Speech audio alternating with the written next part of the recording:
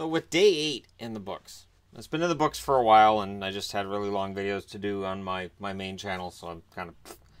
Anyways, there's a question that's been out there, and I watched the second half of Croatia and Argentina, and what the hell?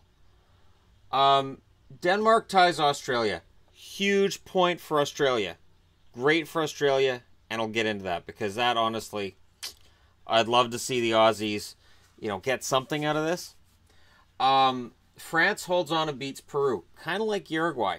France is just skidding by. They're just doing the bare minimum, and they're winning. So they only have a differential of +2 in their goal differential, but they're winning. That's all that matters. They clinch a spot in the final 16.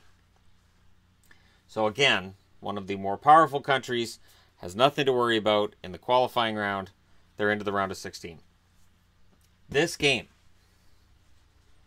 game, right here. What? So, the other day when Portugal, on the strength of Diego Maradona, gets a point against Spain, which looks huge now going into their third game. Maradona gets the hat trick, and I say Diego Maradona, best player in the world. And the first thing mentioned is Lionel Messi. And I've heard for years now, oh, Messi's the greatest. And I've heard that from a lot of soccer, football fans for years. Messi is the greatest. Now, I don't know how many people watch Tim and Sid. I know there's going to be some non-Canadians out there, Tim and Sid being a Sportsnet show. Now, Tim wasn't on there today, but Sid Sixero was. And Sid Sixero made a very good point. That for Barcelona, when he's playing for Barca, with really good players, Messi looks fantastic. This Argentinian team, he is unable to pull them to a result. They tied with Iceland. They got the draw with Iceland, and now they lost to Croatia 3-0. And does he get a free pass? Are we going to see in the comment section, well, Messi's team sucks? And I agree. That miscommunication between the goaltender and the defenseman, wow, that's just... I can't imagine just playing a game of soccer out in a field out there that I wouldn't be like, wow, thanks for the gift. That was sad. Honestly, Argentina still has a very good chance of making it. Nigeria's against Iceland. Iceland will probably win that one, but they may not. Nigeria could come out with a great performance, and we could see Argentina just needing to win that last game over Nigeria, and they get in. Right? Right. Because Croatia and Iceland, odds are Croatia wins that. Croatia looked fantastic today. They looked fantastic. And I have to say, of all of the jerseys I have seen in this tournament, that black and I believe it was black and purple checkerboard that the Croatians wear, that's fantastic. That's amazing. And yeah, it'll be interesting to see what happens in the round of 16. There are going to be 16 very good countries. I don't think we're going to see very many underdogs in the round of 16. As much as I want to see Australia there, I don't see it. I guess if they beat Peru, and then Denmark loses their game, but they'd have to lose it by a few. I mean, it's still a possibility, but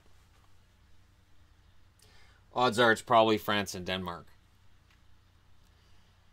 But is it going to be Croatia and Argentina? See, Argentina doesn't have a win in its first 2 games. And I think they said it's the first time since 1958 that's happened. Does Messi get a pass?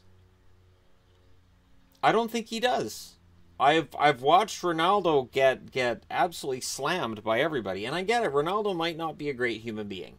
We're not here to talk about Cristiano Ronaldo and whether or not he's a great human being. We're here to talk about who the greatest player in the world is right now. If you're English, it's Harry Kane. But is it Lionel Messi? I don't think it is. I don't. I mean that. Today he looked frustrated. angry, tears in his eyes and all of that. But other than there was kind of a push the last few minutes in the game, when I saw that push, I'm thinking, where was that this whole half? Honestly, Argentina, by reputation, by who they are, should own the Croatians. And they didn't. And the one point that I will concede here, they showed Diego Maradona in the crowd. And it reminded me how little I liked Diego Maradona when he played. When I started watching soccer internationally, not just... I grew up watching English Premier League, so we had a show that would take Premier League, take a 90-minute game, and condense it to an hour with commercials. So it was easier for me as a Canadian to watch it and not get really bored. And I knew back then that I cheered for Man United and Liverpool.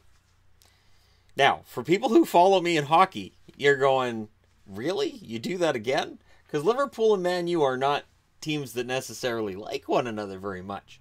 And they certainly didn't like each other back then either, but they were my two favorites. But yeah, when I got into watching World Cup, and I watched a little bit of it in 86. I didn't pay much attention.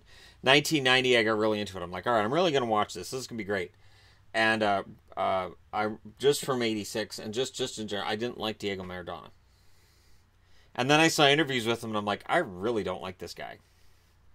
And I really don't. So when Argentina was getting throttled, and they showed Maradona in the crowd just beside himself, all I could think was, that reminds me why I never cheered for Argentina.